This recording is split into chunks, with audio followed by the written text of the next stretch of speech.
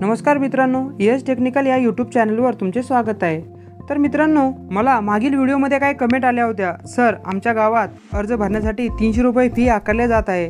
तर मित्रांनो, तुम्हाला पुन्हा एकदा सांगू शकतो की माननीय मुख्यमंत्री साहेबांनी सांगितले आहे की कोणत्याही शासनाने म्हणजेच सेतू सुविधा केंद्र असो किंवा अंगणवाडी सेविका असो यांनी जर तुमच्याकडून पैशाची मागणी केली असेल तर त्यांच्यावर कठोर कारवाई होऊ शकते। तर मित्रांनो, तुम्ही हा अर्ज संपूर्ण भरून एकतर तू सुविधा केंद्रामध्ये किंवा अंगणवाडी सेविकेकडे द्यायचा आहे।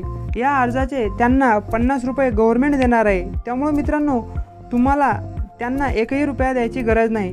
आणि हो, जर तुम्हाला असे आढळत असेल तर तुम्ही तहसील कार्यालयाकडे त्यांची तक्रार करू शकता, त्याच्यावर नेमकी ती कारवाई केल्या जाईल। तर मित्रांनो, आता आपण जाणून घेऊया ऑनलाईन अर्ज कसा करावा। तर मित्रांनो, प्रत्येक घरामध्ये आता एक अँड्रॉइड फोन आहे, त्यामध्ये फक्त तुम्हाला बाकीचे जसे आपण ॲप्लिकेशन डाउनलोड करतो तसेच नारी शक्ती दूत म्हणून एक ॲप्लिकेशन डाउनलोड करायचे आहे। अत्यंत सोप्या आणि चांगल्या पद्धतीमध्ये तुम्ही त्या ॲप्लिकेशनवरून अर्ज करू शकता। तर मित्रांनो, तो अर्ज कसा करायचा चला जाणून घेऊया। त्यापूर्वी मित्रांनो, तुम्ही जर चॅनलवर नवीन असाल तर चॅनलला सबस्क्राईब करून ठेवा, बेल आयकॉनवर क्लिक करून ऑलवर क्लिक करा, म्हणजे असेच व्हिडिओ तुम्हाला मिळत राहतील। चला तर सुरू करूया। मित्रांनो, हे ॲप लॉग इन केल्यानंतर तुमच्या समोर अशा प्रकारे पेज येईल। याला तुम्ही नेक्स्ट करा किंवा स्किप केले तरीही चालेल। तर मित्रांनो, आता पुढे जे पेज येईल त्यामध्ये तुम्हाला पात्र महिलेचा मोबाईल नंबर टाकायचा आहे। जर त्या महिलेकडे मोबाईल नंबर नसेल तर घरातील इतर सदस्याचा तुम्ही मोबाईल नंबर टाकू शकता, परंतु ज्या व्यक्तीचा तुम्ही मोबाईल नंबर टाकाल तो मोबाईल नंबर व्हेरिफिकेशनसाठी एक OTP येईल, त्यासाठी तो मोबाईल तुमच्या जवळ असणं गरजेचं आहे। तर मित्रांनो, त्यानंतर मोबाईल नंबर टाकल्यानंतर तुम्हाला एक OTP येणार आहे। तो आलेला OTP येथे टाकून व्हेरीफाय OTPला क्लिक करायचे, म्हणजेच तुमचा मोबाईल नंबर व्हेरीफाय होईल। आता तुमच्या समोर अशा प्रकारचे पेज येणार आहे।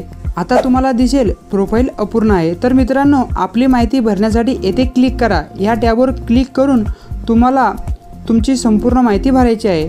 ही संपूर्ण माहिती भरल्यानंतर तुमच्या समोर पुढील पेज येईल। या पेजवर तुम्हाला तुमचे संपूर्ण नाव, ईमेल ID, तुमचे शहर म्हणजे जिल्हा, तालुका आणि तुमचा प्रकार हे निवडायचं आहे। तुम्ही भरलेली माहिती तुमच्या समोर दिसेल। यात जर तुम्हाला अजून काही करेक्शन करायचं असेल तर प्रोफाईल अपडेटवर क्लिक करा, नाहीतर डाव्या साईडला खाली नारी शक्ती दूत या टॅबवर क्लिक करा, म्हणजेच डाव्या साईडला जे तुम्हाला घरासारखे चिन्ह दिसत आहे त्यावर तुम्हाला क्लिक करायचे आहे। त्यावर क्लिक केल्यानंतर तुमच्यासमोर अशा प्रकारे डॅशबोर्ड ओपन होईल।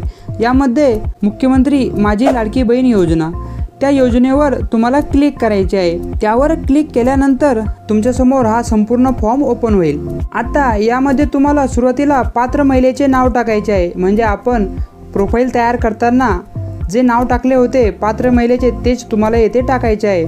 त्यानंतर जर विवाहित असाल तर येथे तुम्हाला पती सिलेक्ट करून पुढे पतीचे नाव टाकायचे आहे, किंवा तुम्ही जर विवाहित नसाल, 21 वर्ष वय असेल आणि तुम्ही अविवाहित असाल तर येथे वडिलांचे नाव टाकू शकता। त्यानंतर खाली तुम्हाला तुमची जन्मतारीख टाकायची आहे। अशा प्रकारे जन्मतारखेसाठी कॅलेंडर तुमच्या समोर येईल। वरती डाव्या साईडला तुम्हाला वर्ष निवडायचे आहे। ज्या ठिकाणी आता जुलै 2024 दिसत आहे त्या ठिकाणी तुम्ही तुमचे वर्ष निवडायचे आहे। त्यानंतर तुम्हाला तुमचा ॲड्रेस भरायचा आहे। ॲड्रेस भरल्यानंतर खाली तुम्हाला तुमचा मोबाईल नंबर टाकायचा आहे। मोबाईल नंबर टाकल्यानंतर तुम्हाला खाली तुमचा आधार नंबर टाकायचा आहे। आधार कार्ड नंबर व्यवस्थित भरायचा आहे। त्यानंतर तुम्हाला विचारले जाईल शासनाच्या इतर विभागामार्फत राबविण्यात येणाऱ्या आर्थिक योजनेचा लाभ घेत आहात काय। जर तुम्हाला कोणती पगार, पेन्शन काही चालू असेल तर त्या टॅबमध्ये खाली जाऊन त्यामध्ये सर्व तुम्हाला दिसणार आहे। जर तुम्ही घेत नसाल तर त्याला नो करा। त्यानंतर खाली वैवाहिक स्थिती म्हणजे तुमचं लग्न झालं आहे का नाही झालं आहे हे तुम्हाला येथे टाकायचं आहे, विवाहित किंवा अविवाहित जे तुम्ही असाल ते। त्यानंतर तुम्हाला बँकेची डिटेल भरायची आहे। यामध्ये तुम्हाला बँकेचं नाव टाकायचं आहे। त्यानंतर बँक खातेधारकाचं नाव, ज्यांच्या नावे अकाउंट आहे त्याचे नाव टाकायचे आहे, म्हणजे आपण अर्जदाराचे नाव टाकणार, कारण अर्जदाराने अर्ज केल्यानंतर त्यांना मिळणारे 1,500 रुपये ह्याच बँकेत येणार आहेत, म्हणून अर्जदाराचे नाव टाकायचे आहे। माहितीपत्रकात नमूद केल्याप्रमाणे अर्जदाराचे बँकेत अकाउंट असणे गरजेचे आहे। तर मित्रांनो, बँकेची संपूर्ण माहिती टाकल्यानंतर खाली तुम्हाला परत बँकेचा खाते क्रमांक टाकायचा आहे. त्यानंतर IFSC कोड टाकायचा आहे, जो जर तुमच्या पासबुकवर तुम्हाला मिळणार आहे. जर पासबुकवर नसेल तर तुम्ही गुगलवर सर्च करू शकता, Undangaon bank of Baroda IFSC code, तर तुम्हाला लगेच येईल. त्यानंतर खाली तुम्हाला विचारले जाईल आपला आधार क्रमांक बँक खात्याला जोडला आहे का. तेथे हो करा, कारण आपण सर्वांनीच बँकेची KYC केली आहे. त्यानंतर आता तुम्हाला खालील सर्व कागदपत्रे अपलोड करायचे आहे. म्हणजेच मित्रांनो, जे तुमच्याकडून गव्हर्नमेंटला किंवा शासनाला जे कागदपत्र आवश्यक आहे ते आता तुम्हाला येथे जोडायचे आहे. ते ऑनलाईन कसे जोडायचे चला बघूया. त्यासाठी तुम्हाला आधार कार्डचा एक फोटो काढून ठेवायचा आहे मोबाईलमध्ये. येथे तुम्हाला आधार कार्डचा फोटो अपलोड करायचा आहे. आधार कार्डवर क्लिक केल्यानंतर तुमच्यासमोर तुमच्या गॅलरीमधला फोटो अपलोड करायचे ऑप्शन येईल. तेथे तुम्ही डायरेक्ट तो अपलोड करू शकता.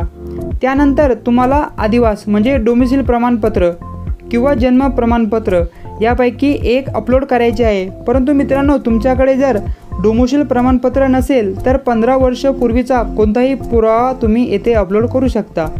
जन्माचा दाखला, शाळेची TC यापैकी तुम्ही कोणतेही येथे अपलोड करू शकता. नंतर मित्रांनो, सुरुवातीला ही अट होती डोमिसिल प्रमाणपत्र पाहिजे, परंतु आता ती अट काढून टाकण्यात आली आहे. येथे तुम्ही 15 वर्ष पूर्वीचा तुमच्या जन्माचा पुरावा जोडू शकता. त्यानंतर उत्पन्नाचा पुरावा. तर मित्रांनो, तुम्हाला 1 वर्षाचे उत्पन्न काढायचे सांगितले होते, परंतु जर तुमच्याकडे केशरी किंवा पिवळे रेशन कार्ड असेल तर तुम्ही त्याचा एक फोटो येथे अपलोड करू शकता, म्हणजे तुम्हाला उत्पन्न काढण्याची गरज नाही. त्यानंतर मित्रांनो, अर्जदाराचे हमीपत्र. जेव्हा तुम्ही हे ॲप्लिकेशन ओपन कराल तेव्हा सुरुवातीलाच तुम्हाला हमीपत्र दिलेले आहे. ते तुम्ही डाउनलोड करून त्याची प्रिंट काढून त्याच्यावर सिग्नेचर करून ते तुम्हाला येथे अपलोड करायचे आहे. त्यानंतर मित्रांनो, बँक पासबुक. तुमचे जे बँकेचे पासबुक आहे त्याचा एक फोटो तुम्हाला येथे अपलोड करायचा आहे. त्यानंतर मित्रांनो, अर्जदाराचा फोटो. याला क्लिक केल्यानंतर तुम्ही अर्जदाराचा लाईव्ह फोटो काढू शकता. प्रकारे तुमचे सर्व डॉक्युमेंट येथे तुम्हाला अपलोड करायचे आहे. ज्याप्रमाणे मी अपलोड केले आहे, परंतु माझे तुम्हाला डॉक्युमेंट दिसणार नाही कारण मी ते हाईड केले आहे. अशा प्रकारे तुम्हाला तुमचे सर्व डॉक्युमेंट येथे अपलोड करायचे आहे. आता हे संपूर्ण अपलोड केल्यानंतर तुम्हाला तुमचा फोटो अपलोड करायचा आहे. फोटो अपलोड केल्यानंतर माहिती जतन करा यावर क्लिक करा. यावर क्लिक केल्यानंतर तुमचा अर्ज सबमिट होईल. हा अर्ज सबमिट झाल्यानंतर तुम्हाला वरती दिसेल की तुमचा अर्ज प्रोसेसिंगमध्ये आहे. जेव्हा तुमचा अर्ज मंजूर होईल येथेच तुम्हाला सर्व प्रकारे माहिती मिळणार आहे. आणि तुमच्या अर्जामध्ये जर काही त्रुटी असेल ती सुद्धा येथे तुम्हाला दिसणार आहे. नंतर परत तुम्ही हा अर्ज ओपन करून त्या राहिलेल्या त्रुटीचा दुसरे डॉक्युमेंट अपलोड करून तुम्ही संपूर्ण अर्ज करू शकता. तर मित्रांनो, व्हिडिओ कसा वाटला नक्की कळवा. चॅनलवर नवीन असाल तर चॅनलला सबस्क्राईब करा. बेल आयकॉनवर क्लिक करून ऑलवर क्लिक करा, म्हणजे असेच व्हिडिओ तुम्हाला मिळत राहतील. आणि हो, या संदर्भात तुम्हाला कोणतीही मदत लागेल तर मेसेज करा, तुम्हाला रिप्लाय नक्कीच मिळेल. धन्यवाद.